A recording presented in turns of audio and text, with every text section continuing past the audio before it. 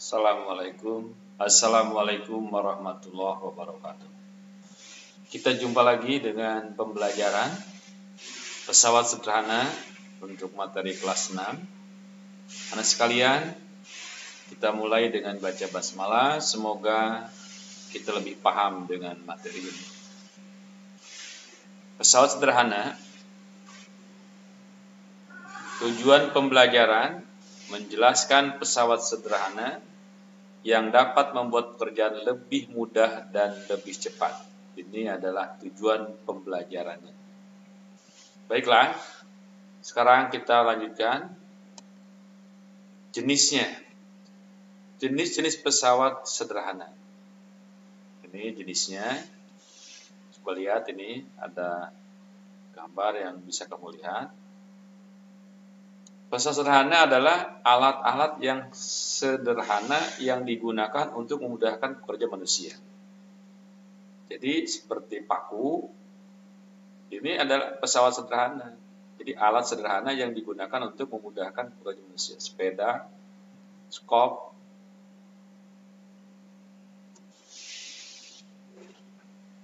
Pesawat sederhana bekerja dengan mengurangi gaya otot yang dikeluarkan oleh manusia. Jadi menjadikan lebih ringan.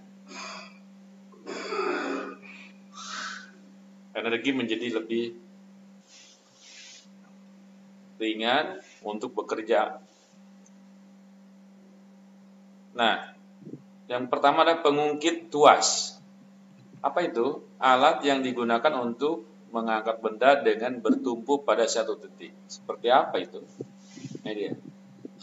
Sebelum itu, ada bagian-bagian daripada pengungkit. Pertama beban, kuasa, titik tumpu.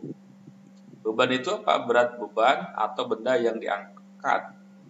Kuasa adalah gaya yang dikenakan pada pengungkit. Titik tumpu adalah berfungsi untuk menyeimbangkan beban dan kuasa.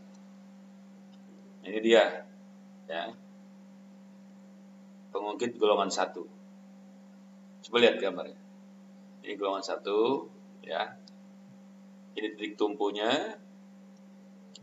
Ini beban, ini kuasa. Ini disebut pengungkit golongan 1.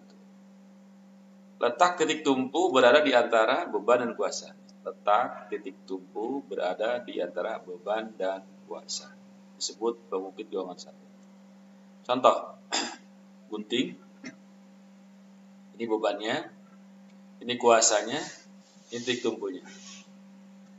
Dan contoh yang lain adalah ini contoh-contoh benda-benda alat yang lain yang dipakai setiap hari. Seperti pemotong kuku. Ini ya. Gampang ya. Berikutnya kita lihat golongan 2. Titik tumpu, kuasa, beban. Titik tumpunya ada di depan, beban di tengah, kuasa di belakang. Beban terletak di antara titik tumpu dan kuasa. Contohnya pengungkit golongan 2, ini dia. Beban, kuasa, titik tumpu. Ini yang lain, ya. Ada pembuka botol. Ini ada gerobak ya.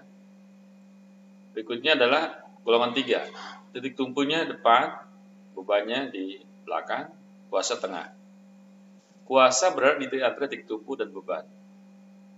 Contoh pengungkit golongan 3, ya, beban, kuasa, titik tumpu. Ya, gampang ya. Ini contoh-contoh yang lain. Ada kamu lihat ya.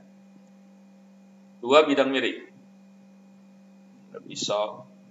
Apa gunanya? Mempermudah kita memindahkan barang ke tempat yang lebih tinggi.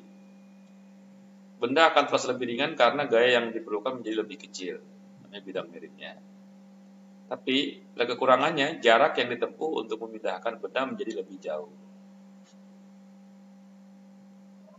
Bidang miring, contohnya jalan di pegunungan dibuat berkelok-kelok untuk mengurangi gaya ketika menaikinya. Ya, ini bidang miring. 3 katrol. roda dengan lekukan pada tepi sebagai tempat tali atau rantai. Nah, katrol ya. Lihat ya. Katrol digunakan untuk mengangkut atau memindahkan benda yang berat di tempat yang sulit dijangkau. Nah, katrol ini ada katrol tetap seperti ini yang tidak mengalami perubahan posisinya ketika digunakan untuk memindahkan benda. Ia tetap di tempatnya, ya. Ini kuasa, titik tumpu, beban. Katrol bebas.